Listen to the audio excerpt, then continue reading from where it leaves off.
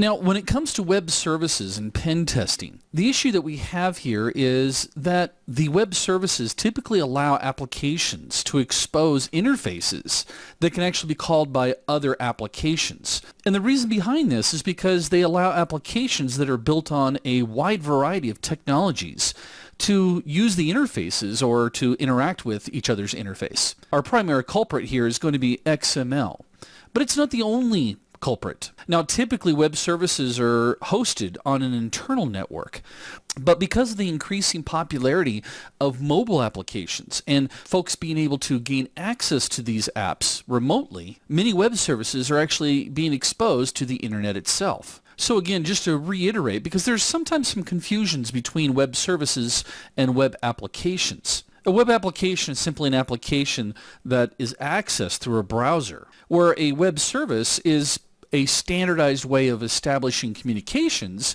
between web-based applications. And we do this because web services use HTTP and, as I mentioned before, XML. But other components can actually open up some additional attack vectors.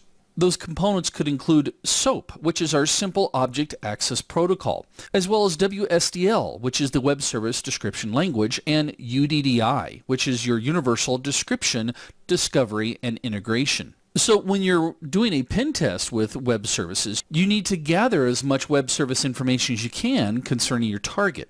And we can accomplish this with tools like SOAP Lite, curl, or WS Chess. There's also some online tools such as UDDI Browser and WS Index that you can use to pull this information off. Our steps that we're going to use when it comes to web services will include starting off and looking for any WSDL entry points. And tools such as WS Digger as well as Foundstone has a great little product that can help you in looking or discovering those entry points. The next step that you would implement would then be to pass a malformed SOAP message to the XML parser and attach a very large string to the message to see if we can perform an automated XML structure testing. Again, exposing to us what's available or what other web applications or connections we're making. We might be able to see information about SQL or XPath statements.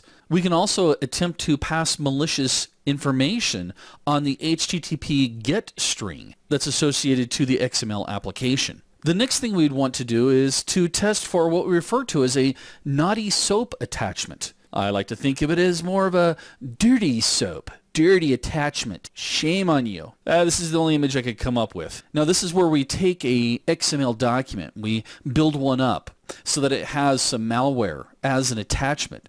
And what we're doing is we're checking to see if the XML document has a SOAP attachment vulnerability associated to it. You could also attempt to resend a sniffed XML message using Wireshark or WebScarab to see if a replay attack could be implemented. You know, the longer I look at this picture, I keep wondering, is that a feather down towards the bottom, and did these pigs just eat a chicken? Which would actually save me a step when I'm preparing bacon-wrapped chicken.